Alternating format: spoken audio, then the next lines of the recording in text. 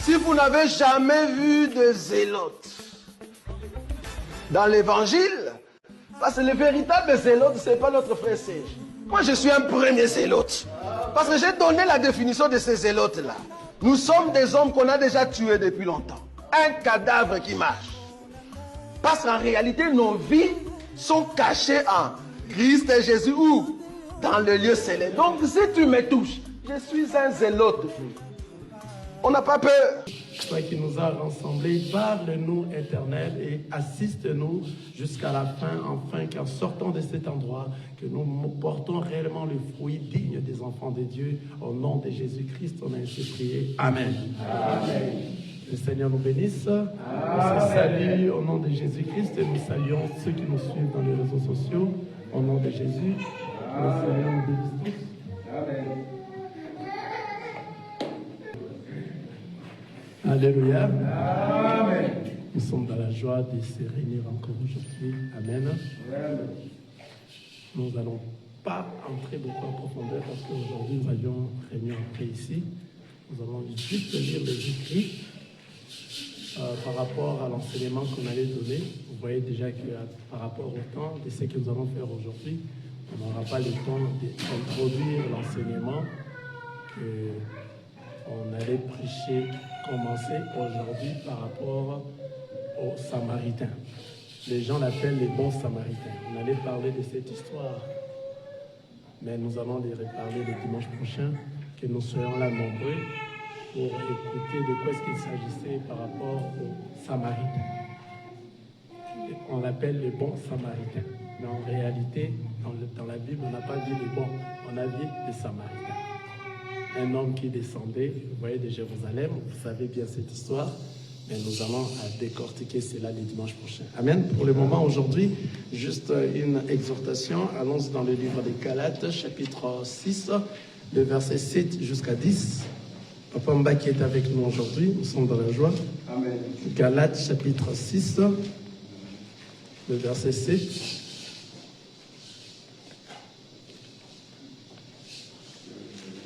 Ça sera une très petite exhortation, juste la lecture de la parole, et nous allons entrer dans la réunion après ce temps de culte. Parce qu'on n'a plus du temps, et aujourd'hui, le temps s'est avancé d'1 heure. Alors, nombreux croyaient que l'heure était encore, on n'a plus du temps par rapport à ce que nous allons faire. Galates, chapitre 6, le verset 7. Jusqu'au verset 10. Nous lisons la parole de Dieu dans Galates chapitre 6, le verset 7 jusqu'au 10. Donc, pendant que nous en avons occasion, pratiquons les biens envers tous et surtout envers les frères en la foi. Amen. Amen. Alléluia. Amen. La parole nous dit ceci. Ne vous y trompez pas. Amen. Amen. Ne vous y trompez pas.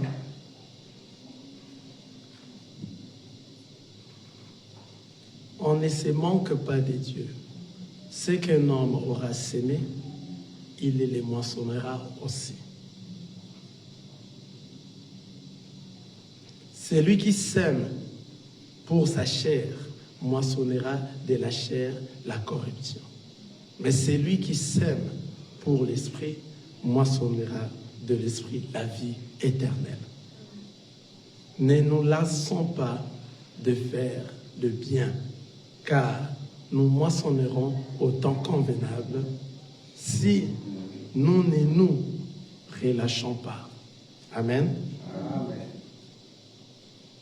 10. Ainsi donc, pendant que nous en avons l'occasion, pratiquons le bien envers tous et surtout envers les frères en la foi. Amen.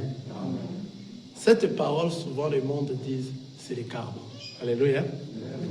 Les karmas, c'est-à-dire une chose que tu es en train de faire pour l'autre et tu les fais aisément et tu les fais mal. sache que pendant que nous sommes encore sur cette terre, cela reviendra sur toi un jour. Amen. C'est ce qu'on appelle l'écartement souvent dans le monde.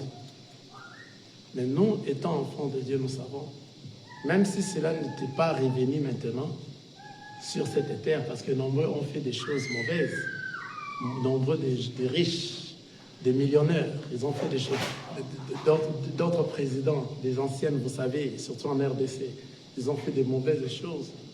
Ils ont tué, ils ont fait beaucoup de choses. Est-ce que réellement ils ont récolté cela avant qu'ils meurent? Nous voyons que non. Mais ces choses-là vont les poursuivre après la mort, car nous avions parlé ici des larmes qui ne meurent jamais. Amen. Après la mort, c'est là, tu dois les récolter. Ou maintenant, ça sera en enfer. Alléluia. La parole nous a dit, ne vous y trompez pas. On ne se manque pas de Dieu. Ce qu'un homme aura sémé, il les moissonnera aussi. Tout ce que nous faisons sur cette terre, si nous sommes en train de faire le bien, nous moissonnerons aussi le bien. La parole nous a dit, celui qui sème pour sa chair moissonnera de la chair la corruption. La corruption ici qu'on est en train de dire, c'est le châtiment éternel. C'est l'enfer. Le moisson que nous sommes en train de dire ici, c'est après l'enlèvement. Qu'est-ce que toi tu as réellement sémé pendant que tu vivais? Quelqu'un est en train de voir ça. Je n'irai pas très loin parce que les écrits ici, c'est beaucoup plus clair. Ce que tu fais à l'autre, ce que tu fais dans ce monde, la manière dont toi tu vis, par rapport à ta chair, la manière dont toi tu satisfais ta chair au lieu de satisfaire le Seigneur, tu moissonneras de ce que tu es en train de s'aimer. Car ce que tu fais, tu es en train de le faire aisément. Ta conscience sait que tu es en train de le faire. Tu n'es pas en train de faire des erreurs. Non, tu connais. Il ne faut pas venir me dire, non, j'ai commis des erreurs. Non, non, tu connais. Parce que tu connais la parole, tu viens en l'église, on t'enseigne la parole, tu es conscient de ce que tu es en train de faire. Et tout ce que tu fais là, le Seigneur a dit, c'est lui qui sème. Pour sa chair, moissonnera de la chair la corruption. Mais celui qui sème pour l'esprit, moissonnera de l'esprit la vie éternelle. Là, nous sommes en train de comprendre que si on parle de la vie éternelle, nous parlons de la mort éternelle ou des châtiments éternels aussi. C'est-à-dire la personne qui sème, qui fait du bien, va récolter la vie éternelle. Mais celui qui fait du mal récoltera l'enfer éternel. Quelqu'un voit ça? Dans ce monde ici, il faut tout faire pour marcher par rapport à la parole de Dieu, afin que toi tu ne sèmes que le bien. Car même si dans ce monde tu ne l'as pas récolté, comme nous avions donné l'exemple de l'autre fois, de l'homme riche et Lazare, en réalité dans ce monde, il a fait beaucoup de bien cet homme de Lazare, mais il n'a pas récolté dans ce monde. Mais où est-ce qu'il a récolté cela? Le père Abraham l'a pris haut dans son sein. Mais l'homme riche qui avait beaucoup de ses biens, qui avait aussi sémé. Mais qu'est-ce que l'homme riche avait sémé? La tempête. Et après sa mort, nous avions vu. Le mal qu'il avait fait, ça l'a poursuivi jusque-là. Son âme était en train de crier cruellement. Il criait. Il avait mal car l'âme ne meurt pas. C'est ce que nous devons craindre beaucoup. Sachez que tel que nous sommes des humains là, c'est fini. Nous vivons éternellement. Maintenant, il y a de ceux-là qui vont vivre dans la vie éternelle et de ceux-là qui iront dans le châtiment éternel. Il faut toujours en avoir à tout moment dans nous. Lorsqu'on sommes en train de faire des choses, sachant que ce que je suis en train de faire, je suis en train de s'aimer. Pendant que tu es en train de faire tes actes, tu es en train de les s'aimer. Tu sèmes. Tout ce que nous sèmons, nous la récoltons.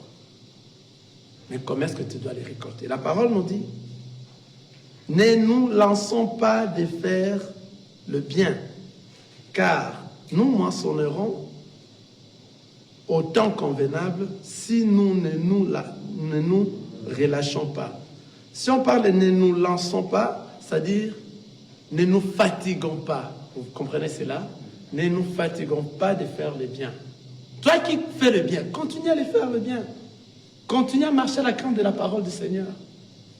Le bien que tu es en train de faire, au moment convenable, c'est le jour de l'enlèvement. C'est au moment convenable. Lorsque l'enlèvement viendra bientôt là, ceux qui ont sémé pour l'esprit seront enlevés, car toi tu es en train de s'aimer et le Seigneur n'a dit ne te fatigue pas à faire le bien, continue à faire le bien, même si on est en train de t'injurer, même si le monde refuse, même si le monde veut te clouer, même si le monde dit de quoi qu'ils peuvent dire concernant toi. Toi tu y es, tu sais que ce que tu fais c'est par rapport à la crainte du Seigneur, continue à le faire.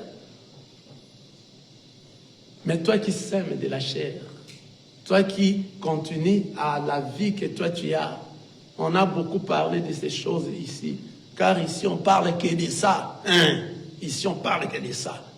Ce que tu fais toi-même, la vie que tu te comportes, ce que tu fais là où il n'y a personne qui te voit, ta manière de vivre, car toi tu es en train de faire satisfaire ta chair. Ce que tu es en train de faire. Sache que tu es en train de s'aimer. Sache que tu es conscient.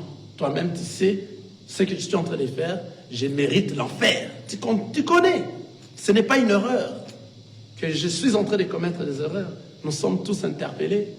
L'autre fois, nous avions vu comment est-ce que le Seigneur Jésus-Christ lui-même nous avertissait à plusieurs reprises. Il a averti ici dans la Bible. On ne peut pas nous interdire de parler de ces choses, de l'enfer. Nous devons parler de ça, car lui-même a parlé de ça à plusieurs reprises. Ce que tu es en train de faire, la parole nous dit, laisse de s'aimer pour la chair. Cesse. Cesse. Je vais te dire une chose, mon bien-aimé. Des fois, on s'est dit, nous prions lorsque nous partons, on prie. Je prie que le Seigneur me pardonne de ce que j'ai fait. Des fois même, tu es en train de pleurer de ce que tu as fait. Alléluia. Le Seigneur ne compte pas ça, car ce sont tes remords à toi. Le Seigneur va voir la capacité de la manière dont toi tu as laissé ce que tu as dit que tu dois laisser. Quelqu'un voit ça? Ce que tu as dit que tu dois laisser. Après avoir prié et pleuré, tu reprends dans ça. Tu blagues, tu es en train de te manquer. Or, la Bible nous dit, on ne se manque pas de Dieu. À la manière dont toi tu as maintenant laissé, cesser, c'est les mains qu'on a dit de couper, c'est l'œil qu'on a dit d'arracher. Quelqu'un voit? C'est les pieds qu'on a dit de couper.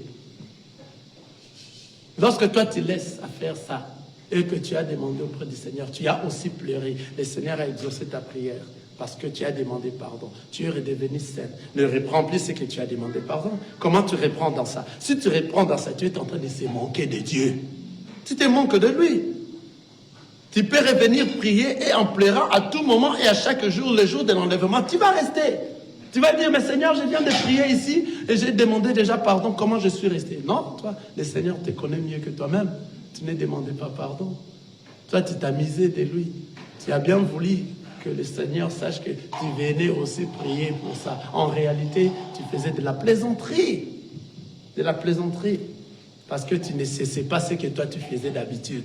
Ce que ton corps, ce que ta chair demandait de faire. C'est ce que toi tu faisais.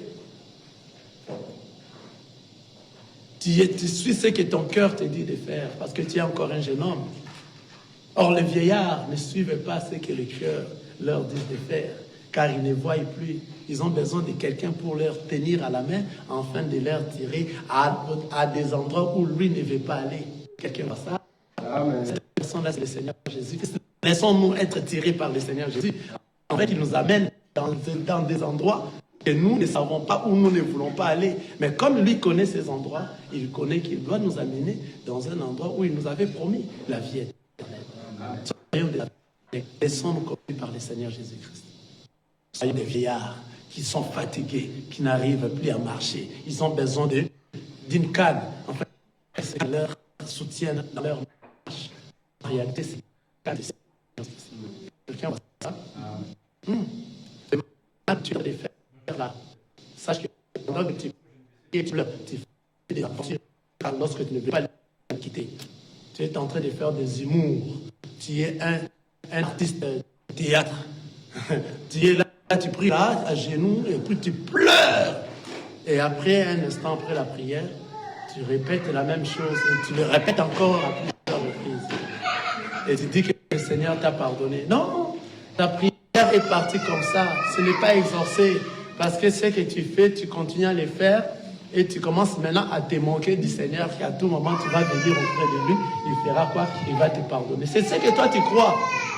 Mais ce jour-là, ça sera étonnant. Après avoir fait la même chose comme tu le fais de tous les jours, l'enlèvement est venu, tu es resté. Tu t'es dit, eh bien, prier. Quelle prière tu priais? Alléluia. Amen. Quelle est cette prière que toi, tu étais en train de faire? C'est que tu es en train de s'aimer ici. Va revenir, tu vas les payer. Même après ta mort. C'est ce que l'évangile nous dit. C'est-à-dire, pendant cette terre ici, pendant la vie ici sur la terre, si tu ne l'as pas payé, tu vas la récupérer en enfer. Tu vas la récupérer. En faisant du bien, tu vas récolter quoi?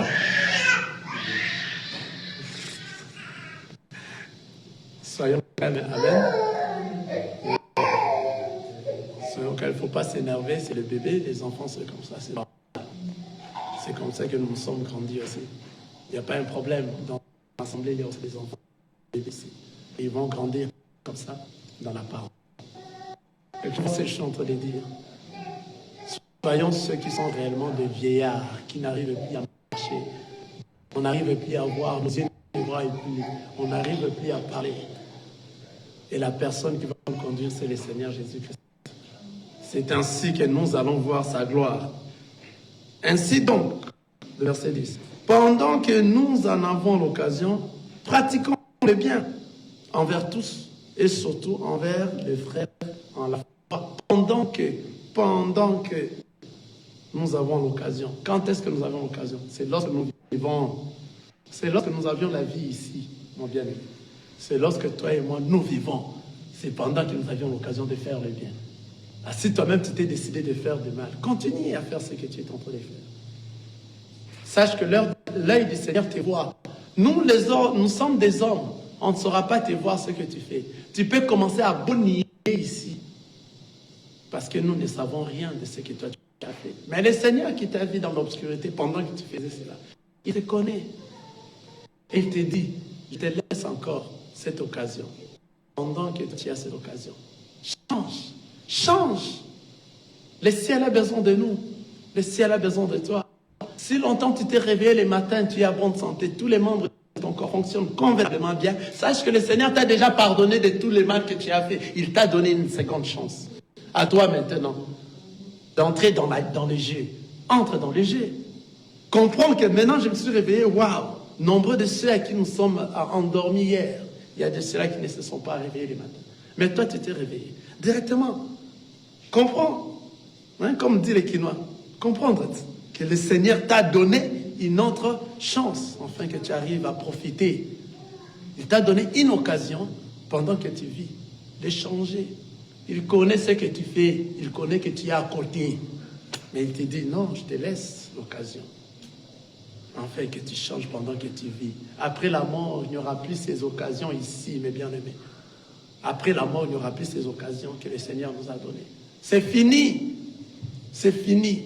C'est maintenant l'âme qui va te représenter partout. La chair va aller à la poussière et ça rentre. Maintenant l'esprit, le Seigneur qui t'a mis dans ce monde, il a retiré. Et puis maintenant l'âme qui va te représenter éternellement. Si tu as fait du bien. Si tu as fait du bien, tu vas vivre éternellement. Ce ne sont pas des massapos. Tout ce qu'on est en train de dire dans la parole du Seigneur, ce ne sont pas des massapos. C'est la réalité. Tous ceux qui ont fait du bien vont vivre éternellement. Tous ceux qui n'ont pas fait du bien vont vivre éternellement ou dans le châtiment éternel. Dans la vie éternelle est pour tout le monde. Mais où passeras-tu ton éternité? C'est où? C'est ça maintenant le grand problème. Soit dans le châtiment éternel, soit la vie éternelle. Quelqu'un a compris ça? Que le Seigneur vous bénisse. Nazakomata ngai, nazakomata ngai, nga nazakomata,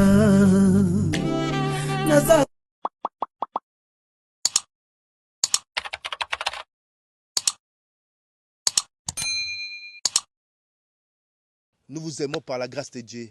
Que Dieu vous bénisse. Amen. Amen. Ciao. Ciao, ciao, ciao.